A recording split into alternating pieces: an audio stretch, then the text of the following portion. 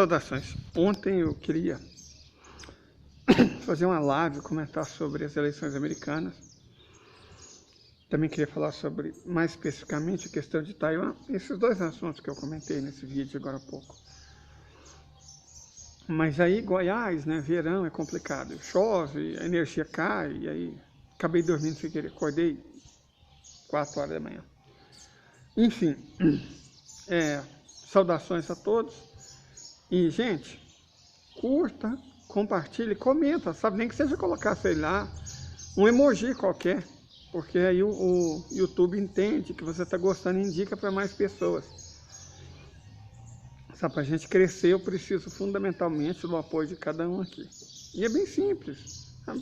Não precisa nem compartilhar se não quiser. É só curtir, coloca um emoji qualquer. Isso está me ajudando, certo? Mas vamos falar sobre outra coisa. No vídeo anterior eu falei sobre a questão de Taiwan, né? Nova geopolítica do Extremo Oriente. E falei sobre as eleições americanas. Ainda ficou faltando um assunto que eu gostaria de tratar ainda essa manhã, que é a questão da inflação. O Brasil passou por um processo inflacionário muito grande, que atingiu principalmente os mais pobres e a classe média, certo? O preço dos itens básicos aumentou muito, bem acima da inflação, e não houve políticas públicas que fossem capazes de reverter esse quadro. Pelo contrário, né? Na verdade, foi o primeiro governo, desde a redemocratização, em que o valor do salário mínimo no final do mandato diminuiu. Então, nós temos que reconstruir esse país, verdade seja dita. Mas a questão também não é essa. É que, principalmente no chamado Oeste coletivo, América Anglo-Saxônica, Europa, Japão, Coreia, Austrália, Nova Zelândia, o processo inflacionário tem sido agravado por dois fatores que a gente não necessariamente enfrenta. O primeiro a gente até enfrenta, mas por escolha, por opção do governo, que é a questão do preço dos combustíveis. Aqui o governo, né, Jair Messias Bolsonaro, resolveu privilegiar os acionistas estrangeiros da Petrobras, criou o PPI, que aumentou enormemente o preço dos combustíveis, a partir de uma premissa totalmente falsa, como se a Petrobras pagasse pelo petróleo que ela mesma extrai de território brasileiro, pagasse em dólares. Então isso só serviu para aumentar muito os lucros da empresa, e esse lucro foi quase todo transferido para o exterior, para acionistas no exterior. Então, espera-se da próxima presidência que resista às pressões que certamente as Globos da vida vão fazer. Escreva uma coisa que eu estou falando. Sabe aquele risco Brasil, que ninguém nunca mais ouviu falar depois que o golpista Michel Temer, depois o presidente Bolsonaro assumiu? Pode ter certeza que ele vai voltar. Risco Brasil ficou fora de TV, fora de imprensa por 7 anos.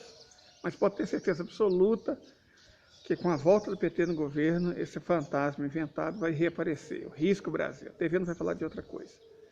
Se calou no assunto por 7 anos para favorecer os neoliberais e agora vai voltar a falar para tentar pressionar o governo. Então, assumindo, além de retomar o controle da Petrobras, retomar o pré-sal, que vai levar algum tempo, não pode ser feito de bate-pronto. Na verdade pode, mas não vai ser feito de bate-pronto. Além de a gente retomar o controle do próprio país e, portanto, os preços, de tal maneira que não se prejudique essa nação, existe uma outra questão, que é parte considerável da inflação, foi a inflação do setor de alimentos, o que acontece porque o Brasil não produz necessariamente alimentos, ele produz ração para porco, certo? Milho e soja são isso, ração para porco, semente de algodão, ração para porco. Produz matéria-prima barata e alimento para suínos, para gado. E o governo vai ter que urgentemente financiar a agropecuária brasileira, sobretudo a familiar. A empresarial já está muito mais que financiada, tem que acabar com a mamata. Tem que financiar a agroindústria, pequena agroindústria, tem que financiar a agricultura familiar nesse país. Sabe, eu não digo a picanha, mas se bem que a picanha produzida pelo agronegócio vai toda para a Europa, vai toda para a China, certo? Ela não fica para alimentar os brasileiros, nunca foi uma preocupação dos latifundiários alimentar os brasileiros. Então, se a gente quiser picanha para o nosso próprio povo, vai ter que começar a pensar em financiar também os pequenos e médios pecuaristas e agricultores, que precisam de políticas públicas adequadas. para trocar as máquinas, para investir em tecnologia, para refazer as pastagens, inclusive do ponto de vista ecológico. Eu trabalho com isso, eu sei o tanto que uma pastagem degradada faz mal para o meio ambiente.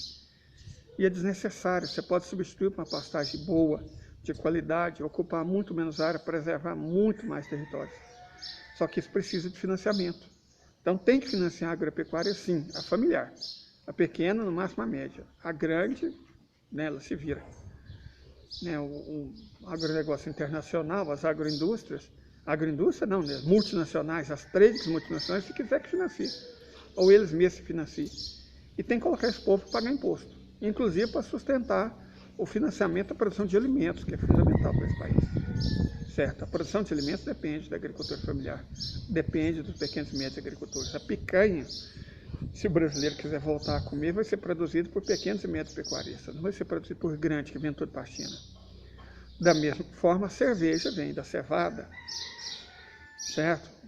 Do milho, né, que é a cerveja horrorosa, da mandioca, do trigo.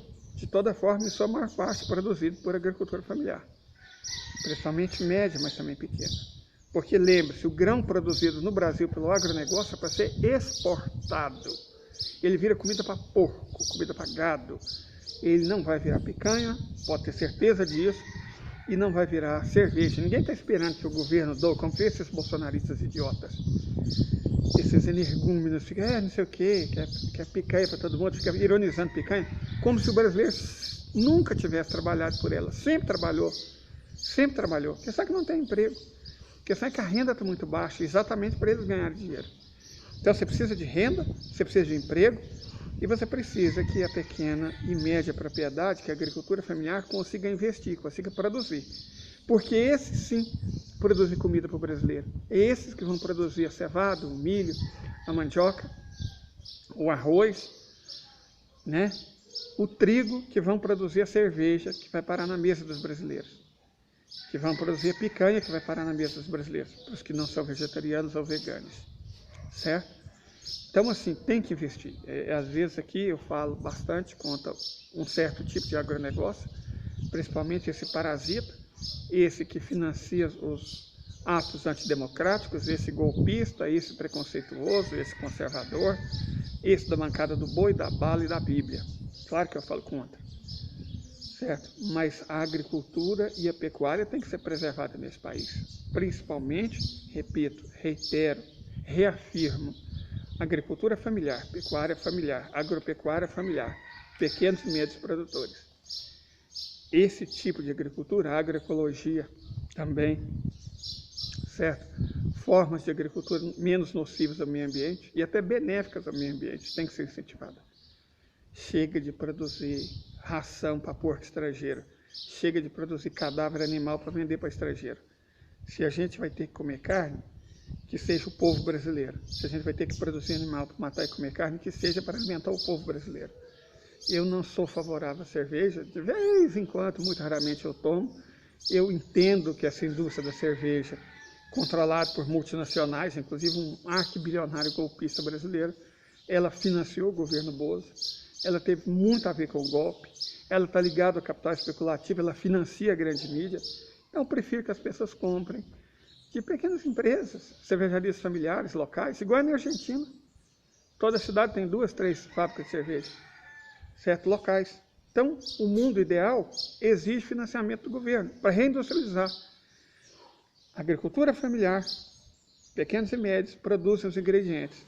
A agroindústria familiar, a agroindústria pequena e média, transforma esses ingredientes em, por exemplo, cerveja. Todo mundo ganha, a gente se livra desses golpistas, a gente se livra dessas multinacionais que só querem, né, lascar com o nosso povo e com o nosso país. Então é isso, tio Lula. Não esqueça dos agricultores, não esqueça dos pecuaristas, não esqueça dos pequenos negócios, das pequenas cervejarias, das pequenas empresas, das médias empresas. É com isso que o Brasil conta, não só para gerar emprego, como para gerar investimento e empreendedorismo de qualidade, que não seja empreendedor mais sinônimo de subempregado, de pessoa que faz bico. Perfeito? É isso. Até.